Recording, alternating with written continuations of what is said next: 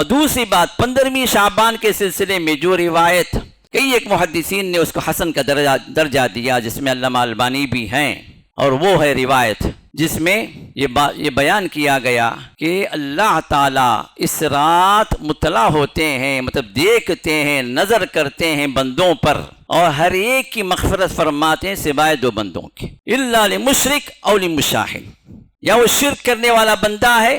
اب اس مشرک کو اللہ معاف نہیں کرتے جب تک کہ وہ شرک سے توبہ نہ کرے، یا پھر وہ بندہ ہے جو دوسرے سے کٹا ہوا ہے، بغض و نفرت پال رکھا ہے اپنے دل کے اندر، بات نہیں کرتا، تعلق توڑ رکھا ہے، تو ان 2 بندوں کو بھی اللہ تعالیٰ معاف نہیں کرتے جب تک کہ وہ صلح نہ کر لیں، اپنے دل کو صاف نہ کر لیں۔ یہ روایت موجود ہے۔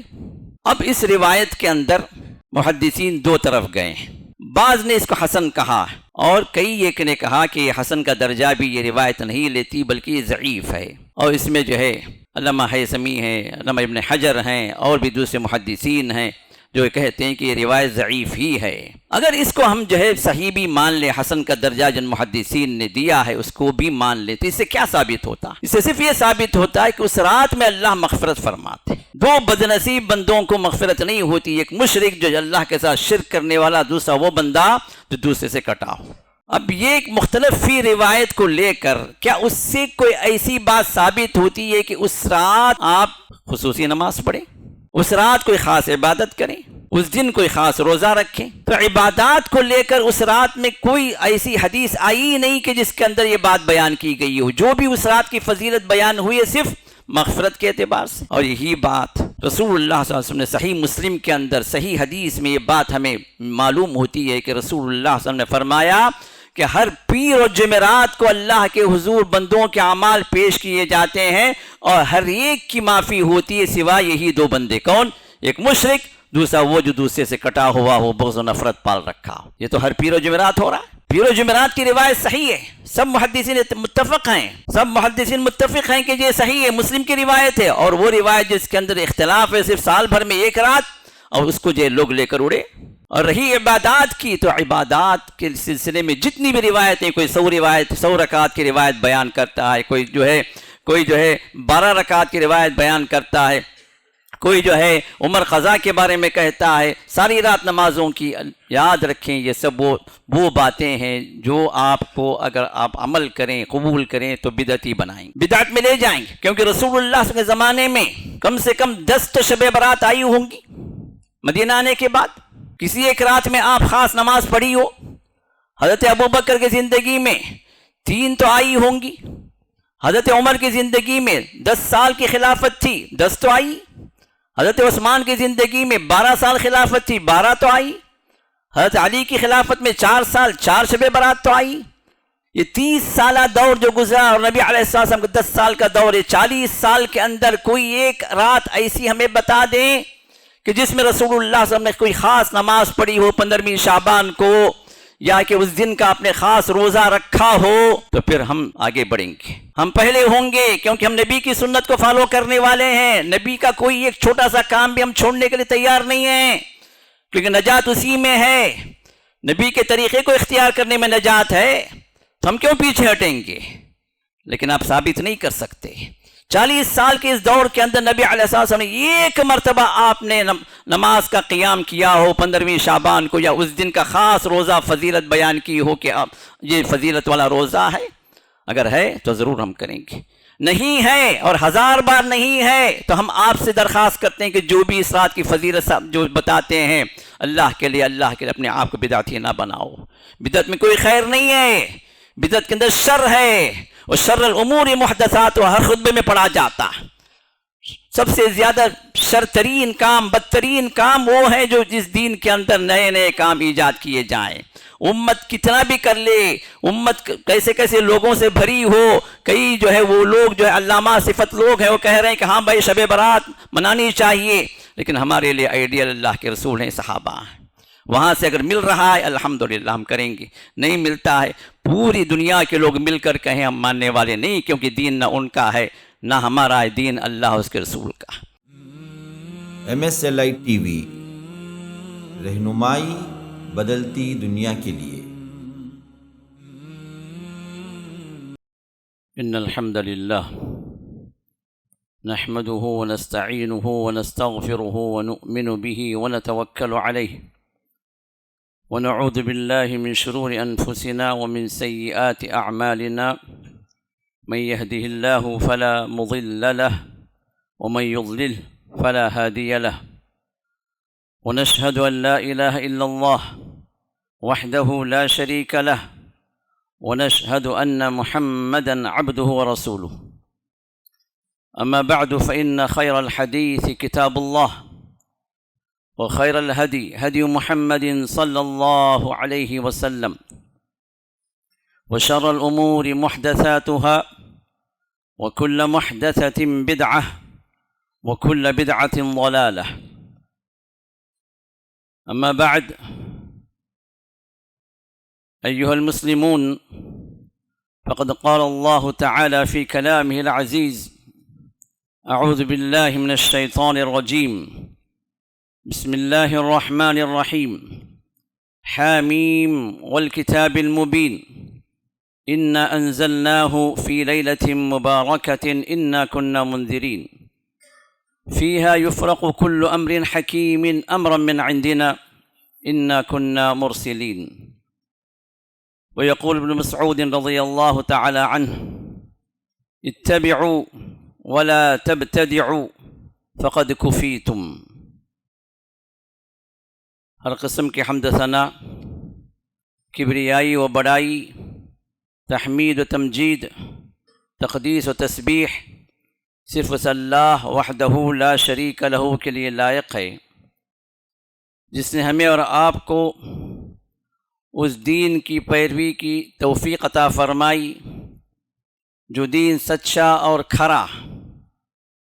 جس دین کے اندر حق و باطل کے اندر کوئی مکس اپ نہیں ہے،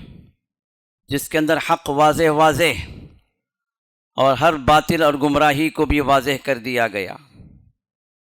کروڑا درود و سلام ہو ہمارے اور آپ کے آخری پیغمبر جناب محمد رسول اللہ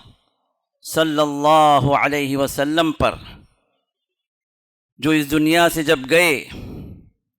تو وہ امت کو ایسی روشن شاہراہ پر آپ چھوڑ گئے جس کے اندر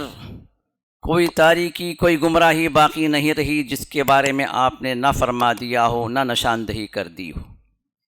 صحابہ فرماتے ہیں رسول اللہ صلی اللہ علیہ وسلم جب اس دنیا سے چلے تو آپ نے ہمیں ایسی روشن شاہراہ پر آپ چھوڑ کر چلے جس شاہراہ میں رات کی تاریکی بھی دن کی روشنی کی طرح، کوئی غموض، کوئی ایسی چیز جو مخفی ہو، کوئی ایسی بات جو راز ہی رہ جائے، ایسی کوئی چیز آپ نے اس دین میں نہیں رکھی۔ دین کی ہر بات روز روشن کی طرح عیاں۔ حاضرین محترم، ہمارے آج کے اس خطبے کا عنوان ہے شب برات کی حقیقت، کیونکہ ابھی 3-4 راتوں کے فاصلے پر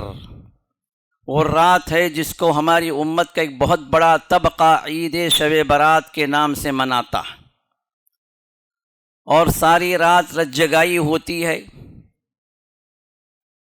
کوئی قبرستان کی زیارتوں میں مصروف ہوتا ہے،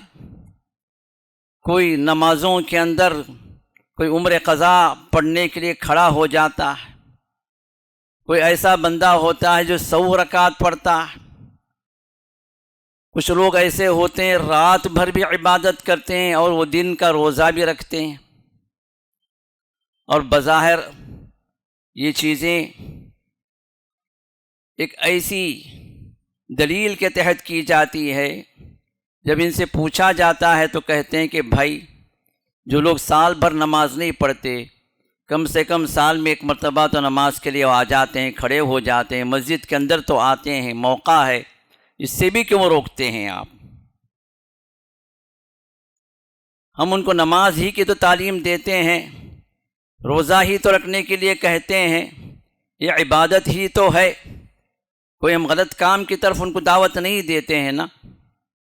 تو اس سے کیوں روکا جاتا؟ اور سننے کے لیے یہ بات بڑی اچھی بھی لگتی ہے، ہاں بھئی ایک بے نمازی سال بھر مسجد سے دور ہے،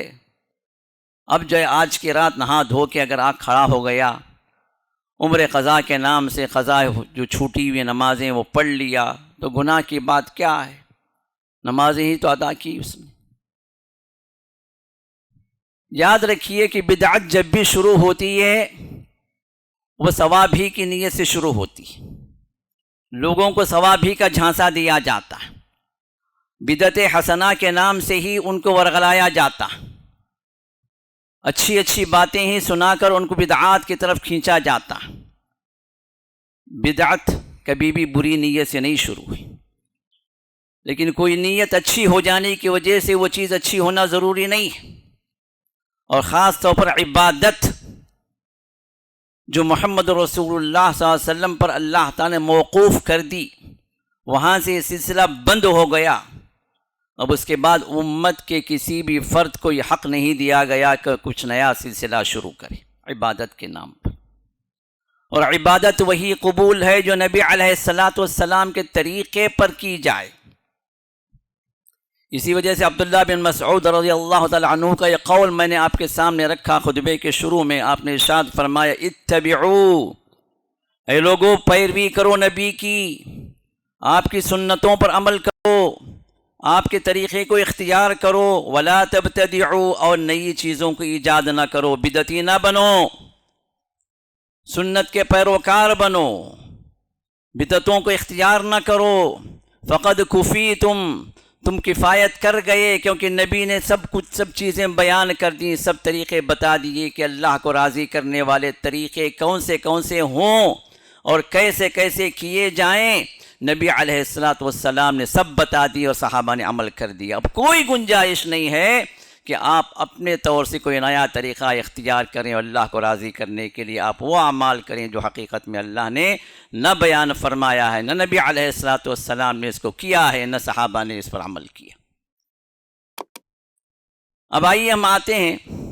یہ شب برات ہے کیا، جو امت کے اندر بہت مشہور ہے، صرف یہیں انڈیا، پاکستان، بنگلہ دیش، سری لنکا ہی میں نہیں بلکہ بعض وہ ممالک جو افریقی ممالک ہیں، مصر ہے، جورڈان ہے، اس طرح کے اور بھی ممالک ہیں گلف کو چھوڑ کر، کئی ایک ممالک کے اندر یہ مشہور ہے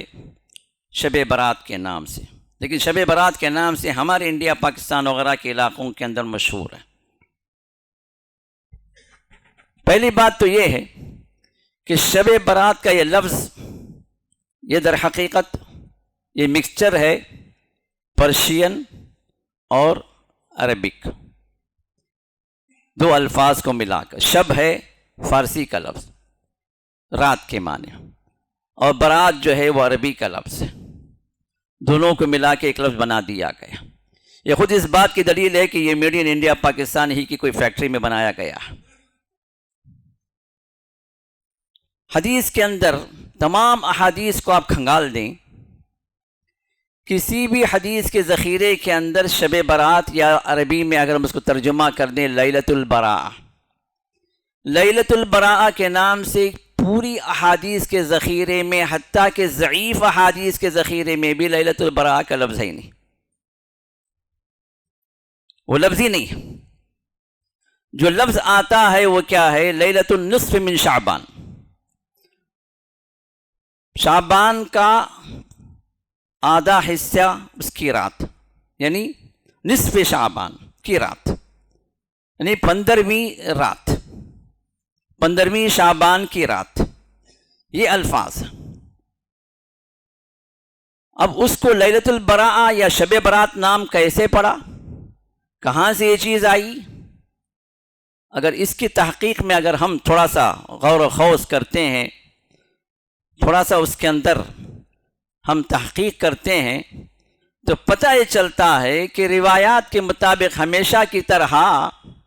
ہمارے دین کو برباد کرنے والے ہمارے دشمن، جس کو ہم دوست سمجھتے ہیں، شیعہ سنی بھائی بھائی کے جو نعرے لگاتے ہیں نا، یہ ہمارے دوست نما دشمن جو ہیں، یہ جو ہے روافظ، جن کو رافضہ کہا جاتا ہے، جن کو ہم شیعہ کہتے ہیں جبکہ حقیقت میں روافظ ہیں، رافضہ ہیں۔ انہوں نے ہمیشہ کی طرح ہمارے ہر چیز کو برباد کرنے کے لیے کوشاں رہے، ہمیشہ ہماری ہر چیز کو، دین کی ہر بنیاد کو ہلانے کے لیے، ہماری ہر عبادت کو خراب کرنے کے لیے انہوں نے جو کوششیں کی، جو شرکیات، جو خرافات ہمارے دین میں بطور دین ہمیں سمجھا کر داخل کر دیا، اور ہم نے، ہمارے سنی مسلمانوں نے سادہ لوحی کے اعتبار سے بڑے بھولے بھالے مسلمان جو بھی کہتا ہے بھئی تمہاری چیز ہے، چاہے وہ ہندوؤں کی ہو، چاہے وہ راجپوتوں کی ہو، چاہے جینزم والوں کی ہو، بدھزم والوں کی ہو، شیعہ کی ہو، خوارج کی ہو، اگر یہ کہہ دیا جائے کہ بھئی تمہارا دین ہے، یہ تمہاری بات ہے، تو ہمارے سنی مسلمان آمنا صدقنا بول کے اس کو قبول کر لیتے۔ کئی ایک چیزیں، جیسے پچھلے ماہ کے اندر رجب کا مہینہ گزرا، رجب کے مہینے میں بڑے شوق اور ذوق کے ساتھ لوگوں نے 22ویں رجب کی فاتحہ کی۔ یہ اور بات ہے کہ شکر ادا کریں، الحمدللہ ثم الحمدللہ ثم الحمدللہ کہیں۔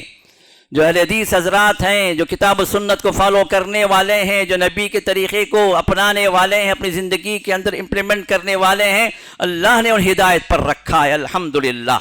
اللہ تعالیٰ نے ہر گمراہی سے، ہر شرکیات سے، ہر خرافات سے اللہ نے ہمیں اور آپ کو بچایا، ورنہ امت کا ایک بڑا طبقہ ان گمراہیوں میں پڑا ہوا۔ اب یہ 22ویں رجب کے کنڈوں کی جو فاتحہ جو ہوئی، یہ 22ویں رجب نام دیا گیا حضرت جعفر صادق کی فاتحہ۔ اور جعفر صادق یہ ایک نیک شخص تھے، آل رسول میں سے تھے، کتاب و سنت کے پیروکار تھے، لیکن شیعوں نے اپنے امام کے طور پر ان کو جو ہے مشہور کروایا، اور ان کے نام کی فاتحہ 22ویں رجب کو کروائی، جبکہ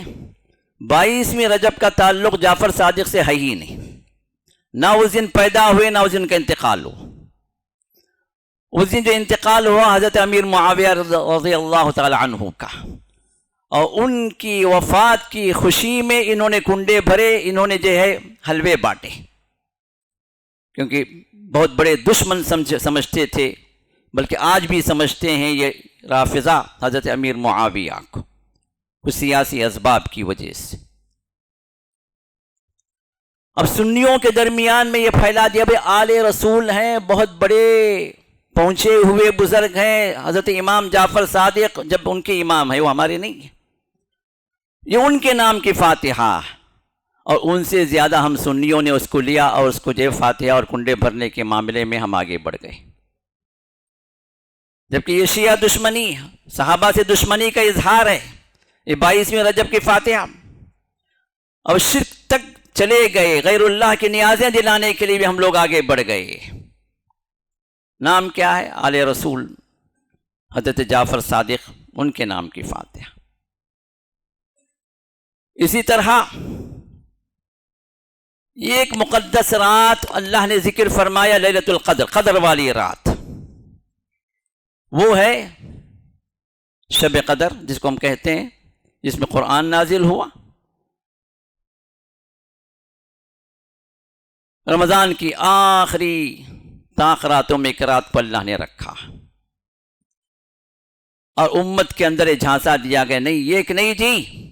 3 راتیں ہیں مقدس، ایک لیلۃ المعراج، شب معراج ہے 27ویں رجب، طے کر دیا گیا 27ویں رجب، جبکہ معراج رجب میں ہوئی کوئی ثبوت نہیں، کس سن میں ہوئی کوئی ثبوت نہیں، 27ویں کو ہوئی کوئی ثبوت نہیں، لیکن بنا دیا گیا، ایک کانسیپٹ دے دیا گیا۔ اب وہ رات بھی عبادتوں کی رات جو گزر گئی رجب میں،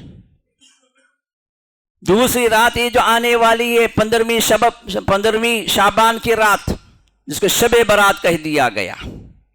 اب یہ رات بھی بڑی مقدس رات ہے، رات بھر عبادتیں کرتے رہو، رب کو راضی کرنے کے اعمال کرتے رہو، جبکہ تمام بدعات ہیں، رب راضی ہونا تو درکنار، بدعتیوں پر اللہ لعنت بھیجتے ہیں۔ اب یہ رات دوسری رات مقدس رات، تیسری رات شب قدر ہے، وہ تو مقدس ہے ہی، قرآن کے اعتبار سے بھی، حدیث کے اعتبار سے بھی، لیکن وہاں پر بھی جھانسا دے دیا گیا کہ ساری راتیں سوتے رہو، 27ویں رمضان کو کھڑے ہو جاؤ جی، بس یہ شب قدر ہے، اس ایک رات میں عبادتیں کر لو، کافی ہے تمہارے لیے۔ ابھی راتوں کا تقدس اگر دیکھا جائے صرف شب قدر ہے، وہ بھی ڈیفائن نہیں کیا گیا کون سی رات ہے، اور 2 راتیں جو ہمیں سمجھا دی گئیں کہ یہ بھی مقدس راتیں ہیں، ان میں سے ایک رات ابھی سامنے ہمارے آ رہی جس کو شب برات کہہ دیا گیا۔ اور شب برات کی حقیقت یہ ہے، جیسے میں نے کہا کہ برات کا لفظ جو ہے کہیں نہیں آیا، لیلۃ البراء کہیں نہیں کہا گیا، تو آیا کدھر سے؟ تاریخ ہمیں بتاتی ہے کہ شیعوں کے 12ویں امام جس کو مہدی کہتے ہیں، جس کو امام منتظر کہتے ہیں، جو پیدا ہوتے ہی غائب ہو گئے، اور غائب بھی ایسے ہوئے کہ ان کے پاس مصحف فاطمہ جو تھا امام سے امام منتقل ہوتا آ رہا تھا، جو حضرت علی کے پاس وہ مصحف تھا تو وہ جو فاطمہ کے پاس وہ مصحف، علی اور فاطمہ کے پاس وہ مصحف تھا جو آخری مصحف تھا، جو فائنل تھا، جو ہمارے 30 پارے ہیں تو ان کے 40 پاروں کے اتنا تو اس کے اندر جو آیتیں تھیں، یہ پورا اصل مصحف مصحف فاطمہ یہ ایک امام کے بعد دوسرے امام کی طرف منتقل ہوتا رہا، اور جب 12ویں امام پیدا ہوئے تو پیدا ہوتے ہی یہ مصحف فاطمہ لے کے غائب ہو گئے۔ اب یہ پیدا، یہ کوئی ایسی اسطوری کہانیاں نہیں ہیں، یہ شیعوں کی کتابوں کے اندر ان کی اصل جو کتابیں جن کو مانتے ہیں، جیسے ہم جو ہے بخاری اور مسلم کو جو اہمیت دیتے ہیں، اس طرح کی کتابیں ان کو الکافی ہے، کلینی کی، اسی طرح اور بھی کتابیں ہیں، طبرسی کی کتاب ہے، تو یہ کتابیں ان کی اصل کتابیں ہیں جن کے اندر یہ باتیں لکھی گئی ہیں، موجود ہیں۔ 255 ہجری میں یہ ان کے امام پیدا ہوئے۔ یہ خود اس بات میں بھی اختلاف ہے کہ امام پیدا ہوئے بھی نہیں ہوئے بھی، اور ہوئے تو جو ہے کیا پیدا ہوتے ہی غائب ہو گئے یا کہ چند دن یا چند ماہ کے بعد غائب ہوئے۔ اب غائب ہونے کے بعد وہ ہیں کہاں؟ ایک عقیدہ یہ بھی رکھا جاتا ہے کہ سرمن رعا، عراق کے اندر ایک مقام ہے، وہاں پر ایک غار ہے، اس غار پر جو ہے ایک آدمی آج بھی انتظار میں کھڑا ہے کہ وہ کب آئیں گے، ان کو لے کر یہ رافضہ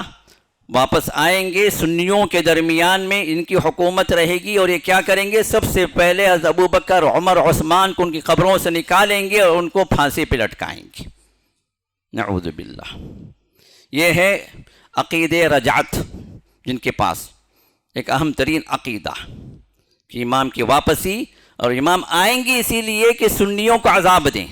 اور سنیوں کے چونکہ سردار ائمہ ہیں، صحابہ ابوبکر و عمر و عثمان سب سے اونچے تقدس کے درجے پر ہیں، تو ان کو سب سے پہلے جو ہے نکال کر بے عزتی کریں گے، ان کو زندہ کریں گے، پھر جو ہے پھانسی پہ لٹکائیں گے۔ اب یہ امام جو پیدا ہوئے ان کے عقیدے کے مطابق 15ویں شعبان کو پیدا ہو۔ اب یہ 15ویں شعبان کو جو پیدا ہوئے تو اس کو لیلۃ البراء کیوں کہا گیا؟ براء کا مطلب تبرع کا مطلب یہ ہے کہ بیزارگی کا اظہار، برات کا اظہار، ہم ان کے ساتھ نہیں ہیں، اور یہ لفظ قرآن میں کئی جگہ استعمال ہوا ہے۔ سورہ توبہ کی پہلی آیت براءۃ من اللہ ورسولہ، سورہ براءت ہم کہتے ہیں کہ اللہ بری ہے، اللہ اس کے رسول بری ہیں مشرکین سے، کوئی تعلق نہیں ہے، بیزار ہیں۔ حضرت ابراہیم نے کہا انا براء، ہم سب بری ہیں، میں اور میرے ساتھی، میرے اصحاب بری ہیں مشرکین سے۔ تو براء کا مطلب علیحدہ ہو جانا، بیزارگی کا اظہار کرنا، اور اسی معنی میں تبرع جو کہتے ہیں وہ بھی اسی معنی میں۔ تو یہ لیلۃ البراء لیلۃ التبرع ہے، جس میں وہ امام جب آئیں گے واپس اسی رات آئیں گے اور تمام سنیوں سے جو برات کریں گے۔ یہ ہم سے نہیں ہیں، یہ تو قتل کے قابل ہیں، ان کو مارو، ان کے ائمہ کو، ان کے صحابہ کو اٹھاؤ قبروں سے اور ان کو پھر سے پھانسی دو، اور یہ سب جو ہوگا اسی رات کے اندر ہوگا، 15ویں شعبان۔ اب 15ویں شعبان کے سلسلے میں خوشیاں منائی جائیں، اور ان کی روایتوں کے مطابق اس رات میں وہ لوگ غاروں میں، سمندروں میں چٹھیاں ڈالتے ہیں امام کے نام پہ، اے امام بہت ظلم ہو گیا ہم پر، سنیوں نے بڑی زیادتیاں کی ہیں، ہم بڑے منتظر ہیں آپ کے، جلدی تشریف لائیے۔ بلکہ آپ دیکھیں گے ہر شیعہ کے گھر کے پاس اگر وہ مذہبی اگر ہے، ایک تو ویسے ہی ہیں جیسے ہم سنیوں میں بہت سارے لوگ ہیں جن کو دین سے کوئی تعلق ہی نہیں، ویسے ان کے اندر بھی ہیں، لیکن جس کا دین سے کچھ تعلق ہے اس کے گھر کے باہر دیکھیں گے آپ وہاں لکھا ہوگا کہ امام مشکل کشا، ہماری مصیبت سے نکالنے والا امام، اس کا ہم خیر مقدم کرتے ہیں،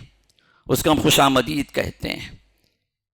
یہ اسی طرح ہے نا، جیسے جو ہے ہندو لوگ جو ہے وہ کولم ڈالتے ہیں لکشمی کے لیے، جو انتظار کرتے ہیں صبح صبح وہ آئے گی جو دولت لائے گی، ویسے ان کے عقیدے بھی یہی ہیں کہ وہ امام آئیں گے ان کو مشکلات سے نکالیں گے، اور وہ امام آئیں گے 15ویں شعبان کو۔ اب اس کے لیے خوشیاں منائی جائیں۔ اگر یہ کہیں کہ ہاں بھائی اس طرح جو ہے سنیوں کو ختم کرنے کے لیے امام آئیں گے ان کی خوشیاں منائی جائیں، تو سنیوں کے درمیان تو کوئی سننے والا نہیں، بلکہ لوگ ان کے ساتھ دشمنی اختیار کریں گے۔ اور ہمارے پاس کانسیپٹ تو یہ دیا گیا کہ سنی اور شیعہ بھائی بھائی، تو یہ بھائی چارگی ختم ہو جائے گی نا۔ تو اس لیے انہوں نے من گھڑت باتیں، من گھڑت حدیثیں اس رات کی فضیلت میں جو ہے انہوں نے لوگوں کے درمیان میں پھیلائی۔ جھوٹی احادیث، مکذوب احادیث، موضوع روایتیں جتنی شیعوں نے ہمارے درمیان میں پھیلائی، کسی قوم نے یہ خرابی نہیں کی۔ ہزاروں روایتیں، موضوع روایتیں مسلمانوں کے درمیان میں پھیلائی گئی تاکہ مسلمان اصل دین سے ہٹ جائیں۔ تو یہاں پر بھی یہی مسئلہ ہوا۔ 15ویں شعبان کی فضیلت لوگوں کے درمیان میں یہ بتائی گئی کہ بڑی مقدس رات ہے۔ کیسے بھائی؟ ارے اس رات تو قرآن نازل ہوا۔ اب جس کو بھی جو شدھ بدھ ہو تو کہے گا کہ بھائی قرآن تو نازل کب ہوا بھائی؟ یہ تو شب قدر میں ہوا۔ اور شب قدر کب ہے؟ اللہ نے فرمایا شہر رمضان الذی انزل فیہ القرآن، اور رمضان کا مہینہ ہے جس میں قرآن کو نازل کیا گیا، یہ تو رمضان میں۔ ہاں نہیں جی، یہ تو جو ہے 15ویں شعبان کو ہوا۔ اور آیتیں، وہ آیتیں جو میں نے شروع میں آپ کے سامنے پڑھی سورہ دخان کی،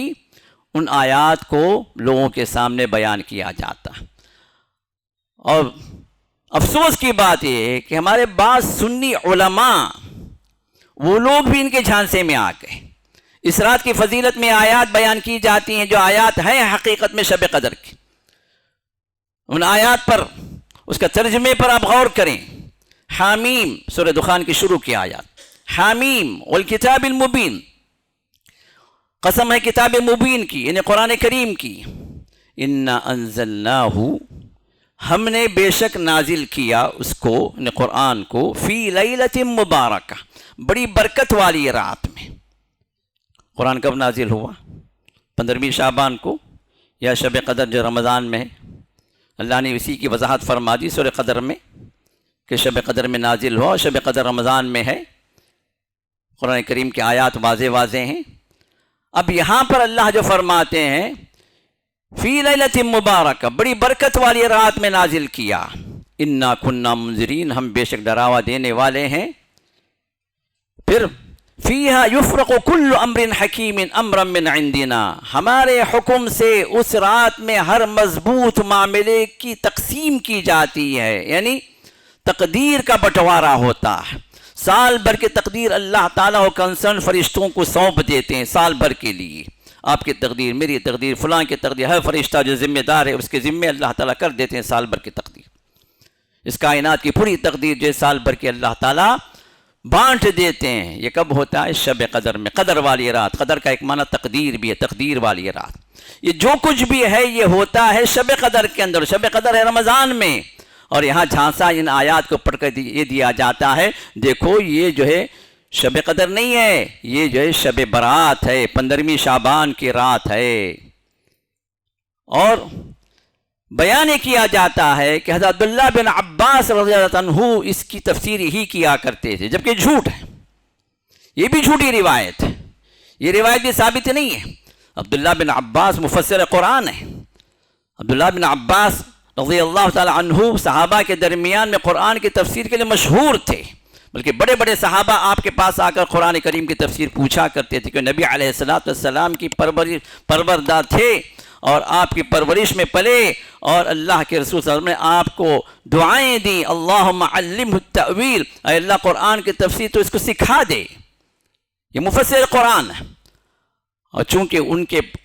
ان سے ریلیٹڈ بہت ساری باتیں لوگوں نے مشہور کر دی اور ان کی طرف منسوب کر دی کہ ابن عباس کی تفسیر، بلکہ تفسیری بنا دی گئی تفسیر ابن عباس کے نام سے، جبکہ اس میں سے بہت ساری وہ باتیں ہیں جو صرف منسوب کی گئیں اور جو ہے اس کا کوئی ثبوت نہیں ہے۔ تو ان آیات کی تفسیر میں عبداللہ بن عباس کا قول بھی ذکر کیا جاتا ہے۔ تو عبداللہ بن عباس فرماتے ہیں جی، اور عبداللہ بن عباس کیسے قرآن کے خلاف فرمائیں گے، ذرا سوچ لیں اس کو۔ ایک معمولی پڑھا لکھا انسان جب شب قدر کہتا ہے قرآن نازل کب ہوا بھائی، تو کہے گا شب قدر میں جی، اور شب قدر کب ہے بھائی، شعبان میں ہے یا کہ رمضان میں ہے، تو کہے گا رمضان میں جی، کیونکہ قرآن خود کہتا ہے۔ تو عبداللہ بن عباس اتنے بڑے عالم وہ کیسے کہہ سکتے ہیں کہ جی یہ 15ویں شعبان میں قرآن نازل ہوا؟ تو اس طرح کی جھوٹی باتیں جو ہے صحابہ سے بھی منسوب کر دی ان لوگوں نے، اور ہمارے لوگوں کو تو جو تحقیق کرنے کی عادت ہے بھی نہیں اور تحقیق کرنا ضروری سمجھتے بھی نہیں۔ ہم تو سنی مسلمان ہیں، سن سن کے سن ہو جاتے ہیں، تحقیق کرنے کی ضرورت ہی نہیں سمجھتے، جبکہ حقیقت یہ ہے کہ یہ سب چکر چلایا گیا اپنے امام کی عظمت کو ثابت کرنے کے لیے، سنیوں سے دشمنی کا اظہار کرنے کے لیے۔ اس شب برات کا عقیدہ جو ہے یہ گھڑا گیا، اس کے سلسلے میں بہت ساری روایتیں، اس کے اندر جھوٹی روایتیں شامل کی گئی۔ اب رہی بات، کیا کوئی ایسی روایت بھی ہے جو اس معاملے میں سچی ہو؟ احادیث کا پورا ذخیرہ آپ کھنگال دیں، دو باتیں ثابت ہوتی ہیں۔ ایک بات شعبان کی فضیلت کے سلسلے میں کہ شعبان کی فضیلت یہ ہے کہ محمد رسول اللہ صلی اللہ علیہ وسلم نے ارشاد فرمایا، اسامہ بن زید کی حدیث ہے نسائی کے اندر، صحیح الترغیب و ترہیب کے اندر بھی، جس میں حضرت اسامہ جب پوچھتے ہیں کہ اللہ کے رسول صلی اللہ علیہ وسلم میں آپ کو کثرت سے اس مہینے میں روزہ رکھتے ہوئے دیکھ رہا ہوں، تو اس کی کوئی وجہ ہے؟ تو آپ نے فرمایا کہ ہاں، یہ وہ مہینہ ہے جو رجب اور رمضان کے درمیان میں آتا ہے، لیکن لوگ اس کی فضیلت سے غافل ہیں۔ وہ فضیلت یہ ہے کہ ترفع فیہ الاعمال، اللہ کے حضور اس مہینے میں اعمال کو پیش کیا جاتا ہے۔ سالانہ جو پیشی ہوتی ہے بندوں کے اعمال کی وہ شعبان میں ہوتی ہے، لیکن دن متعین نہیں کیا گیا، رات متعین نہیں کی گئی، لیکن آپ نے فرمایا کہ احب ان یرفع عملی وانا صائم، مجھے پسند ہے کہ میرا عمل جب پیش ہو اللہ کے حضور تو میں روزے دار ہوں۔ تو آپ کثرت سے روزہ رکھتے تھے، اس مہینے میں کثرت سے روزہ رکھتے تھے۔ اور حضرت عائشہ فرماتی ہیں کہ رسول اللہ صلی اللہ علیہ وسلم جب روزہ شروع کر دیتے تو ہم کہتے کہ اب تو روزہ آپ نہیں چھوڑیں گے، مسلسل روزہ رکھتے ہی جائیں گے، اور 15 کے بعد آپ روزے یا تو چھوڑ دیتے تھے یا کم کر دیتے تاکہ رمضان کی تیاری ہو، اور رمضان کے چاند سے پہلے 1-2 دن پہلے روزہ رکھنے سے منع کیا کہ استقبال رمضان کے طور پر کوئی انسان شعبان کے آخر میں روزہ نہ رکھے۔ تو روزوں کے سلسلے میں تاکید آئی ہے شعبان میں، لیکن کہیں یہ نہیں کہا گیا کہ 15ویں رات میں اللہ کے حضور یہ اعمال پیش کیے جاتے ہیں یا اس دن پیش کیے جاتے ہیں، نہیں، کوئی ثبوت نہیں۔ شعبان کی فضیلت روزوں کے اعتبار سے ثابت ہے۔ اور دوسری بات، 15ویں شعبان کے سلسلے میں جو روایت کئی ایک محدثین نے اس کو حسن کا درجہ دیا، جس میں علامہ البانی بھی ہیں، اور وہ ہے روایت جس میں یہ بیان کیا گیا کہ اللہ تعالیٰ اس رات مطلع ہوتے ہیں، مطلب دیکھتے ہیں، نظر کرتے ہیں بندوں پر، اور ہر ایک کی مغفرت فرماتے ہیں سوائے 2 بندوں کے، الا لمشرک او لمشاہد، یا وہ شرک کرنے والا بندہ ہے، اب اس مشرک کو اللہ معاف نہیں کرتے جب تک کہ وہ شرک سے توبہ نہ کرے، یا پھر وہ بندہ ہے جو دوسرے سے کٹا ہوا ہے، بغض و نفرت پال رکھا ہے اپنے دل کے اندر، بات نہیں کرتا، تعلق توڑ رکھا ہے، تو ان 2 بندوں کو بھی اللہ تعالیٰ معاف نہیں کرتے جب تک کہ وہ صلح نہ کر لیں، اپنے دل کو صاف نہ کر لیں۔ یہ روایت موجود ہے۔ اب اس روایت کے اندر محدثین 2 طرف گئے ہیں، بعض نے اس کو حسن کہا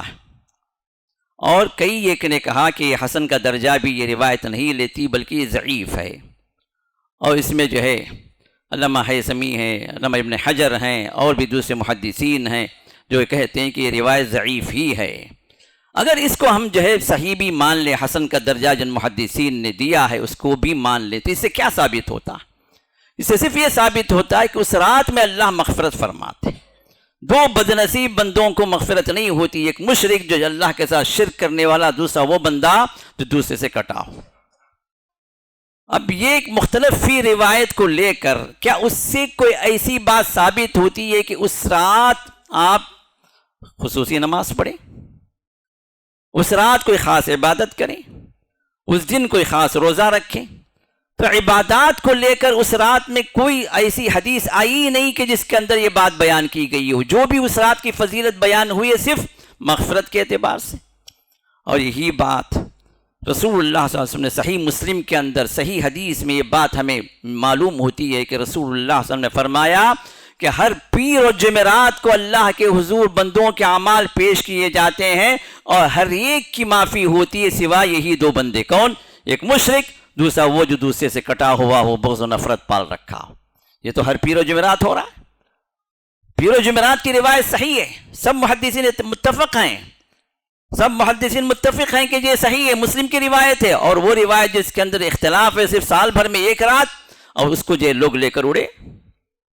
اور رہی عبادات کی، تو عبادات کے سلسلے میں جتنی بھی روایتیں، کوئی 100 رکعت کی روایت بیان کرتا ہے، کوئی جو ہے 12 رکعت کی روایت بیان کرتا ہے،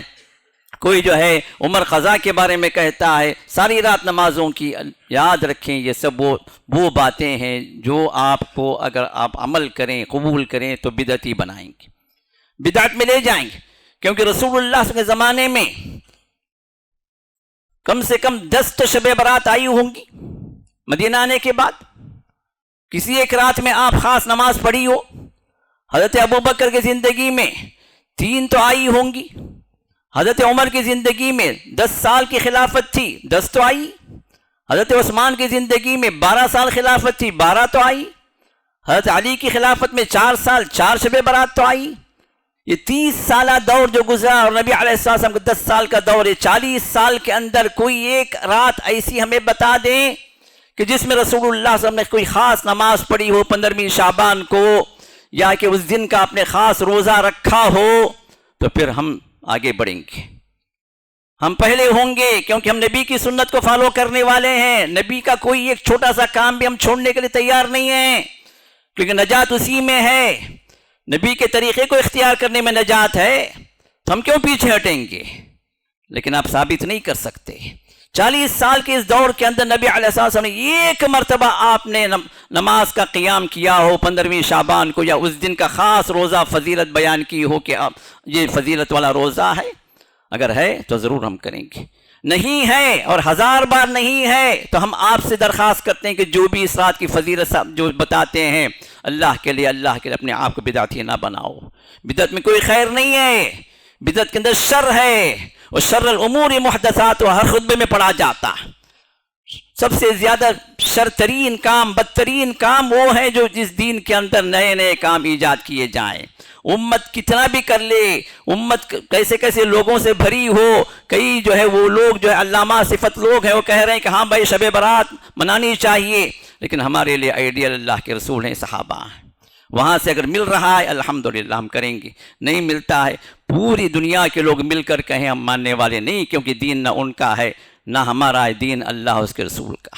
تو اس بات کو اپنے ذہن میں آپ گرہ ڈال لیں کہ ہمیں وہی کرنا ہے جو نبی علیہ السلام سے ثابت ہو، جس پر صحابہ نے عمل کیا ہو، تو پھر یہ وہ ہے جو خیر کی راہ ہے، ورنہ ہمیں اور آپ کو اس سے بچنا ہے۔ یہ چند باتیں اس سلسلے میں آپ کے سامنے تھی۔ اللہ تعالی ہم سب کو خیر کی توفیق عطا فرمائے، اللہ ہر شر سے اللہ ہم سب کو بچائے، ہر بدعت سے اللہ بچائے، ہماری امت کو اللہ تعالی خیر کی رہنمائی کرے، خیر کی ہدایت عطا فرمائے، آمین یا رب العالمین۔ بارک اللہ لنا ولکم فی القرآن العظیم ونفعنی وإیاکم بالآیات والذکر الحکیم۔ الحمد لله على إحسانه والشكر له على توفيقه وامتنانه، وأشهد أن لا إله إلا الله وحده لا شريك له تعظيما لشأنه، وأشهد أن محمدا عبده ورسوله الداعي إلى رضوانه، صلى الله وسلم عليه وعلى آله وصحبه وإخوانه وسلم عليه تسليما كثيرا كثيرا. أما بعد، فقد قال الله تعالى في شأن حبيبه وخليله: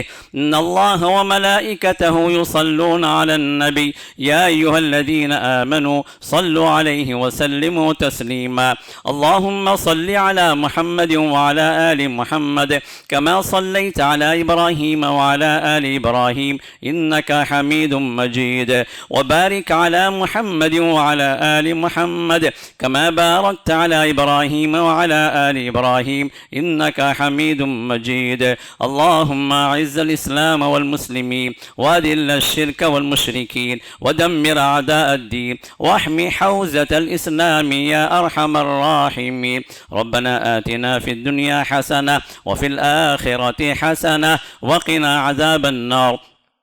عباد الله إن الله يأمر بالعدل والإحسان وإيتاء ذي القربى وينهى عن الفحشاء والمنكر يعظكم لعلكم تذكرون اذكروا الله يذكركم وادعوه يستجب لكم ولذكر الله تعالى أكبر والله يعلم ما تصنعون وأقيموا الصلاة بسم الله الرحمن الرحيم الحمد لله والصلاة والسلام على رسول الله وعلى آلہ وصحبہ وآلہ